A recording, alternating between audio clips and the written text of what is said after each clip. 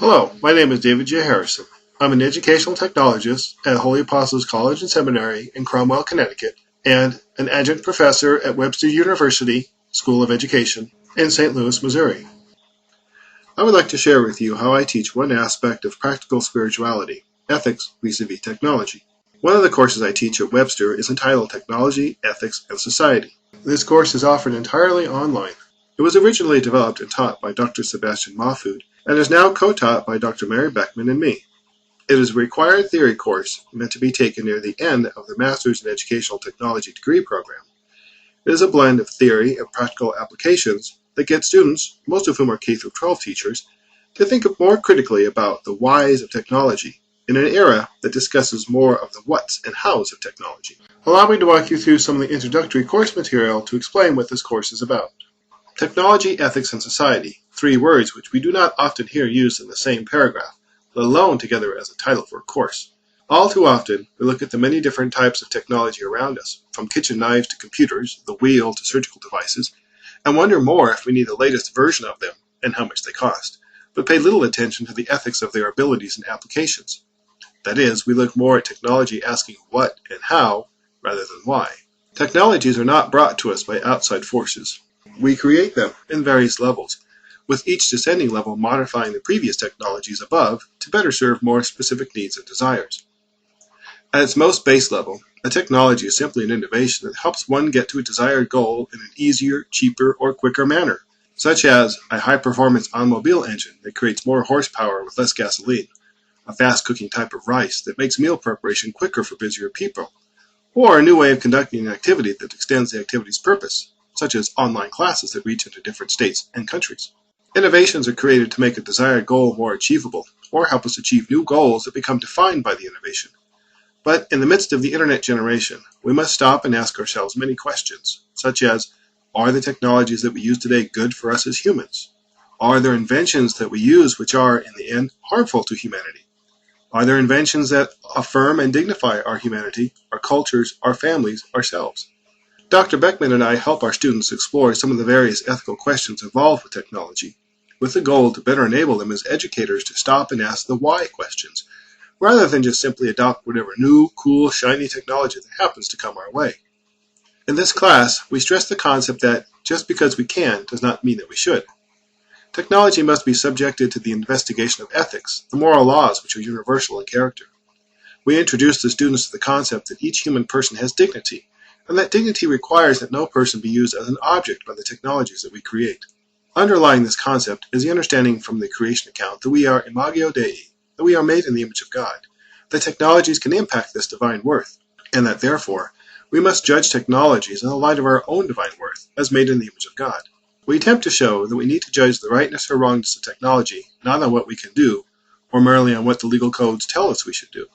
We must base our judgment of technology on how it affects the fulfillment of one's humanity in light of eternity. The pedagogy of this course employs several different techniques to bring the students a fuller understanding of the technologies around them, utilizing different technologies to do so. The course text is Computer Ethics, A Global Perspective by Giannis Stamatelos, Jones and Bartlett Publishers, copyright 2007. There are several different assignments due each week.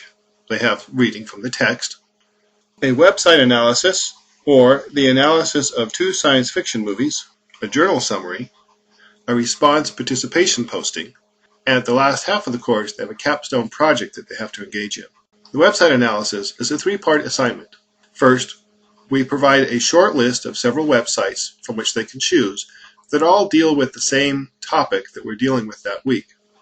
They are to summarize the website, engage in it, and apply the website.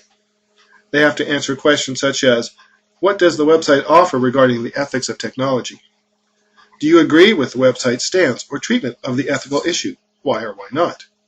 And how can you use this website in your own teaching and learning environment to teach others about technology, ethics, and society?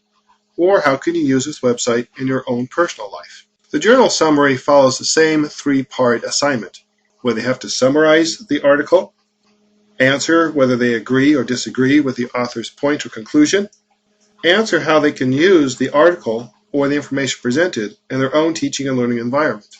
2 of the weeks in this course are movie weeks. where they get to watch science fiction movies.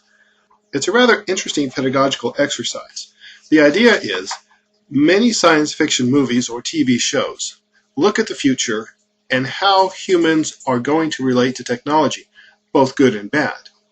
For instance, in the first movie week, we have two different categories from which to choose: human-like technologies and machine-like humans. In the first category, human-like technologies, some of the movies from which they can choose are iRobot, Blade Runner, 2001: A Space Odyssey, Star Trek: The Motion Picture, Transformers, Short Circuit, War Games, and even a MacGyver TV show. In the second set, machine-like humans, some of the movies are Star Wars, RoboCop, Forbidden Planet, Paycheck, Inspector Gadget, and a Lost in Space episode. In the second movie week, the categories are technology controlling nature and man controlling nature through the controlling of nature, space, and time. The first category has such movies as The Sixth Day, Jurassic Park, Logan's Run, Metropolis, Matrix, Tron, and Fireproof. The second set, Man Controlling Nature, has such movies as Stargate, Star Trek IV: The Voyage Home, Time Changer, everybody's classic from the 1980s, Back to the Future, Dune, and Timeline. Just like the previous two assignments, the movie analysis has the same three-part system.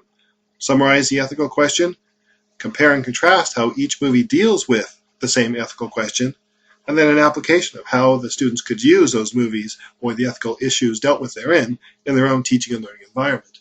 The response posting assignment, due every week, requires students to respond to at least 5 other students' original postings, whether they respond to the website analysis or the movie analysis. By requiring this kind of participation, we have seen that students really do engage in a dialogue with each other about how they felt the different movies or websites presented and dealt with different ethical issues. Usually what we also see is the students go beyond the minimum 5 response postings and really do engage in some rather interesting conversations. A final project is the capstone project, wherein the students can delve more deeply into a single ethical issue that deals with technology in their own teaching and learning environment. This is broken into a 4-step process. The first is the thesis statement, the second, annotated bibliography, the third, the submission of a 3 to 4 page paper, and the fourth is a live presentation, either voice or text chat. Some of the topics covered in the class are: does technology simply enhance education, or are there drawbacks? Copyright and plagiarism, the convergence of humanity and machine, computer crime and security, privacy and community in cyberspace, technology controlling nature versus humans controlling nature, time, and space, and online education. I hope this presentation has been helpful, and perhaps will lead other educators involved with technology and education to think about ways to add the why questions to their conversation with their own students. If you have any further questions, you can reach me at dharrison@holyapostles.edu.